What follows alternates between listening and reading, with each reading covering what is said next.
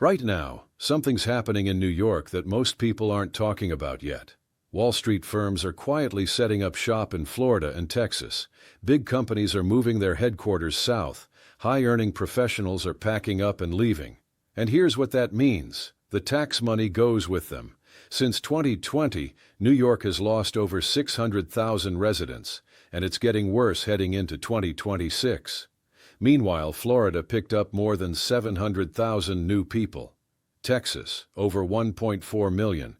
But here's the part that really stings. The same folks who voted for leaders like Zohran Mamdani, hoping he'd tax the rich and help working families, are now realizing something uncomfortable. The rich already left. All that tax money those wealthy people and big companies used to pay? It didn't vanish. It just shifted, straight onto the shoulders of the middle class.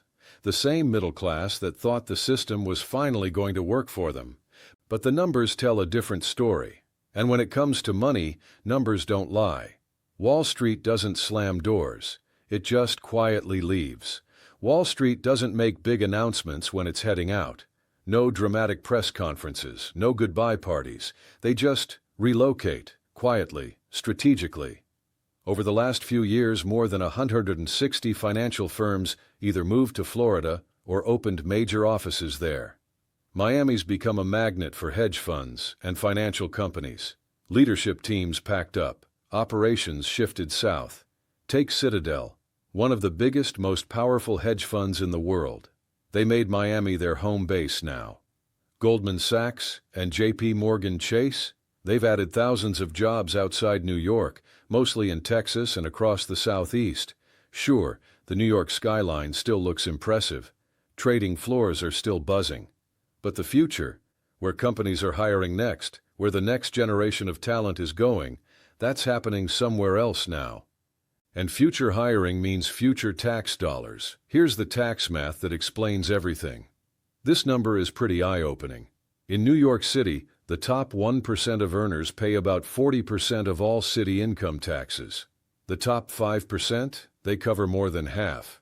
Between 2019 and 2026, New York lost an estimated $24 billion in annual income that used to get taxed. So when even a small chunk of high earners leave, it's not a small problem. It creates a massive hole in the budget, and that hole doesn't stay empty. The pressure to fill it moves downward, onto everyone who's still here. This isn't politics. This is just how city budgets work. Companies are doing the same math. It's not just Wall Street making this move. Retail chains, logistics companies, corporate headquarters, they're all running the same calculations. Prime office space in Manhattan costs about $80 to $100 per square foot. In Miami, more like $45 to $55. Austin, Texas, around $40 to $50. That's literally half the cost, or less. Now add in the tax difference. New York hits you with a state income tax up to 10.9%, then the city tax on another 3%. Florida and Texas, zero state income tax. For a company, that's millions saved every year.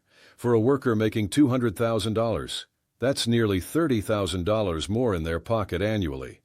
That's why Foot Locker, after being in New York for decades, moved their corporate headquarters to Florida. Not because of Twitter fights or politics. Because the math on paper made sense. When the financial advantage is this clear, businesses move. When companies go, people follow. When a company relocates, it's not just moving a logo. Executives move, engineers move, finance pros move. Picture this. Someone making $250,000 in New York pays over $35,000 just in state and city income taxes. Then they're probably dropping $4,500 a month on a two-bedroom apartment. That's $54,000 a year, just for rent. That same person in Florida, zero state income tax, instant $35,000 savings, and they can buy a nice 2,500 square foot house for $600,000 to $700,000 with a mortgage around $3,500 a month. This isn't about politics or philosophy. It's about simple lifestyle math. And when these people move, their tax payments move right along with them. New York doesn't just lose employees, it loses all the tax revenue those workers were bringing in, money the city was counting on. About 70,000 high-income earners left New York between 2020 and 2026. Republican states are winning big. Florida and Texas aren't just getting more people, they're building momentum. Florida added over 700,000 residents between 2020 and 2026. Texas brought in over 1.4 million.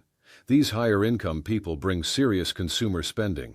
They buy homes, they invest in property, they generate sales tax and property tax, which in states with no income tax, that's how the state makes its money. Florida's state budget grew by more than $20 billion during this time. Texas saw similar gains. But it goes way beyond just money. When people move, political power moves too. After the 2020 census, New York lost a congressional seat. Florida gained one. Texas picked up two. Congressional seats mean electoral college votes. They mean influence in Washington.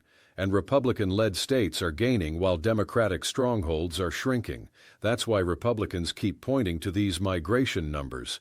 The data backs up what they've been saying. Lower taxes and less regulation bring people in. Democratic cities are in a tough spot.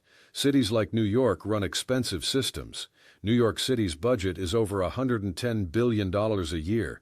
That money goes to public housing, healthcare, schools, welfare programs, migrant shelters. These are choices, moral and political commitments about what kind of city New York wants to be. But here's the problem.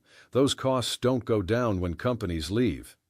When revenue starts dropping, city leaders face two choices: cut spending or make the people who are left pay more. And historically, governments don't like cutting spending.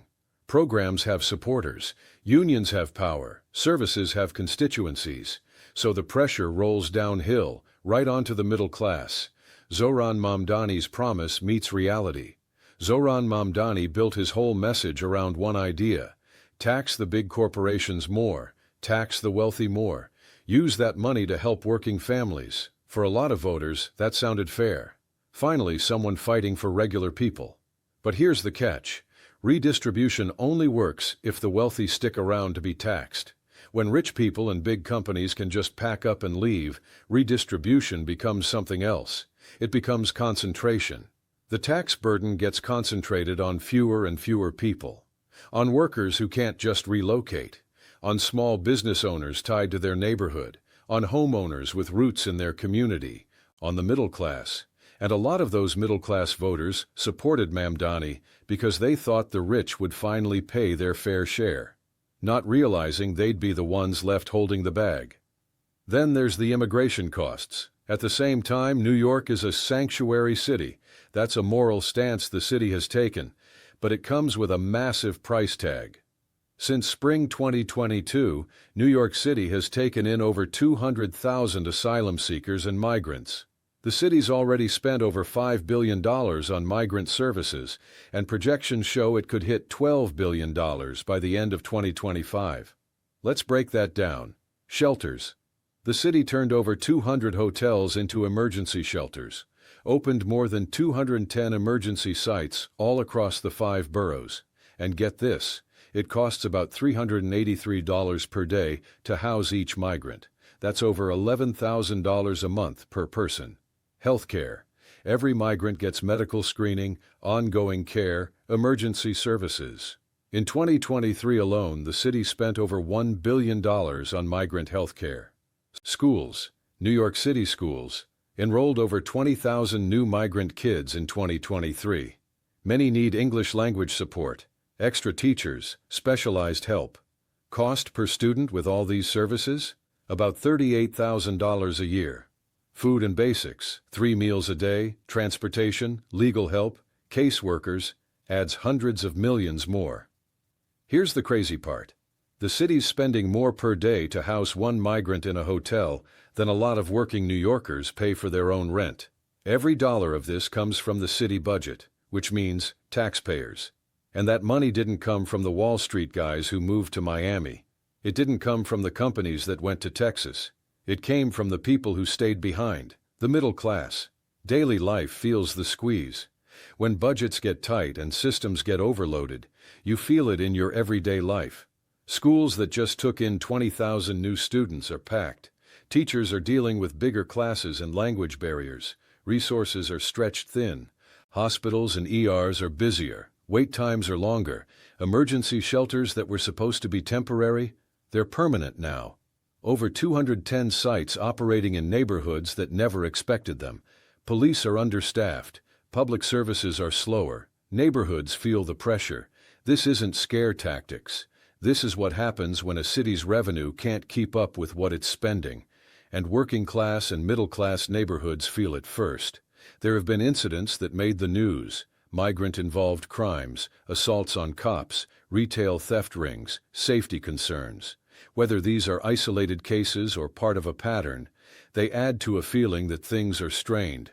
Look, this isn't about demonizing anyone. It's about recognizing that when a city absorbs 200,000 new people in under 2 years without the money to support them, systems break down. California already went down this road. New York isn't the first to deal with this. California went through the same thing. Big companies moved to Texas. Between 2020 and 2022, over 500,000 people left California. For the first time ever, California lost a congressional seat.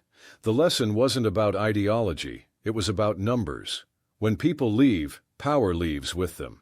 Now people are asking if New York's on the same path. The numbers sure suggest it might be. The political map is shifting. As people and companies move from Democratic states to Republican states, the whole political landscape changes. Democratic strongholds lose people. Republican-led states gain them. After the 2020 census, New York lost 1 congressional seat, California lost 1 congressional seat, Texas gained 2 congressional seats, Florida gained 1 congressional seat. That affects electoral college votes. House seats, national influence. Republicans have been hammering this message. High taxes and heavy regulations push people away. Lower taxes and business-friendly policies bring growth. Democrats argue that good public services cost money, and quality of life depends on investing in people. Both sides are fighting it out in places like New York. And who's caught in the middle? The middle class. Voters connect the dots eventually. Regular voters don't study GDP reports or city budget breakdowns. They notice rent going up, groceries costing more, taxes increasing, whether their neighborhood feels safe. When those things get worse, patience runs out. At that point, who had good intentions doesn't matter as much as who made life harder. And when middle-class voters realize they're paying more and getting less, while the rich already bailed, how they vote might change.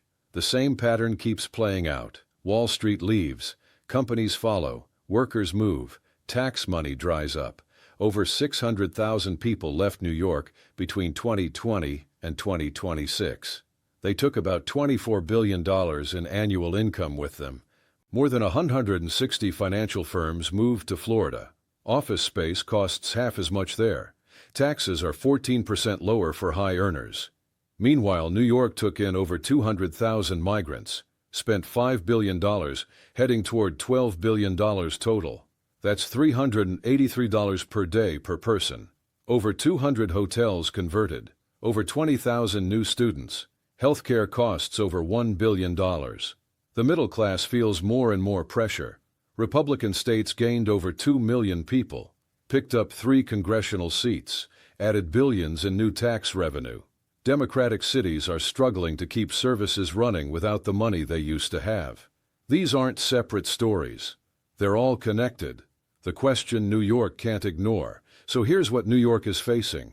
Can a city survive when it's lost over 600,000 people, $24 billion in annual income, 160-plus financial companies, and a congressional seat, while at the same time spending $12 billion on 200,000 new migrants at $383 a day, and expecting the middle class that's left to carry more and more of a $110 billion budget? Speeches won't answer that question. Promises won't either. The numbers will. And right now, those numbers are all moving in the same direction. So when the middle class that voted for change realizes they're the ones paying for it, what happens next? Content like this doesn't survive without your support. YouTube doesn't push videos that tell uncomfortable truths. The algorithm buries them, But when you hit like, when you subscribe, when you share this, you're fighting back. You're saying these stories matter. I'm Mark, you're watching Mark Brief. If you believe people deserve the truth, show it. Like this video, subscribe.